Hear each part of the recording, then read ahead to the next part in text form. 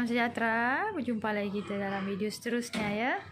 Hari ni kita nak tengok macam mana nak bagi steam wap ya. Untuk yang sesama batuk kan, kahak banyak, untuk pecahkan kahak. Anak tak sihat 2-3 hari ni.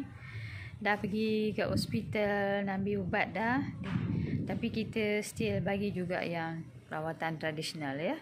So kat tempat saya adalah daun-daunnya untuk buat steam wap tu ya.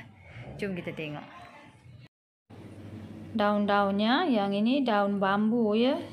Saya ambil dalam 3 tangkai. Ini kita panggil karpulawali lah. Yang memang khas untuk sesama ya. Yang ni pun khas untuk sesama ni, yang pokok dukung anak ni ya. Dengan daun tolasi ni untuk sesama kahak ya, untuk pernapasan. So yang ni nanti kita nak rebus, lepas tu kita suruh anak sedut dia punya wap tu ya. Kalau yang nak minum tu boleh juga buat.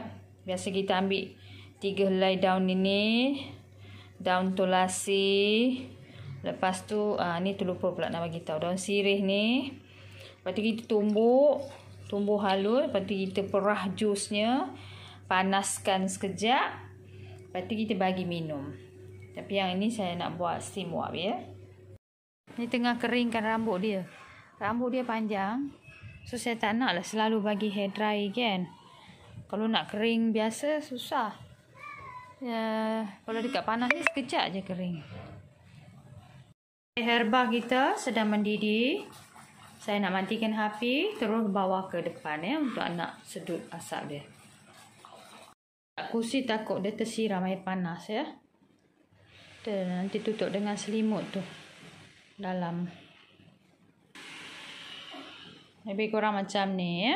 Tutup semua tempat supaya wap tu tak keluar. Kejap kita nak bawa kita punya ni ya. Saya letak dalam periuk yang besar sikit ya, supaya dia tak tertendang, nanti tersiram pula. Ni dia.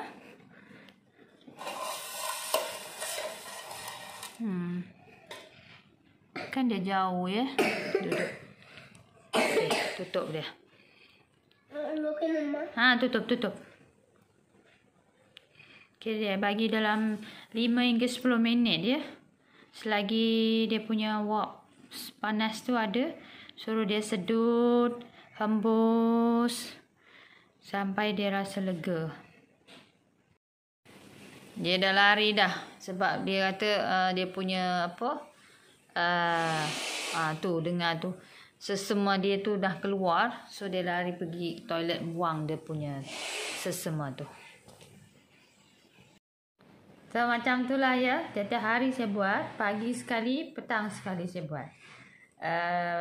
Makan ubat ikut waktu yang dibagi oleh doktor ya.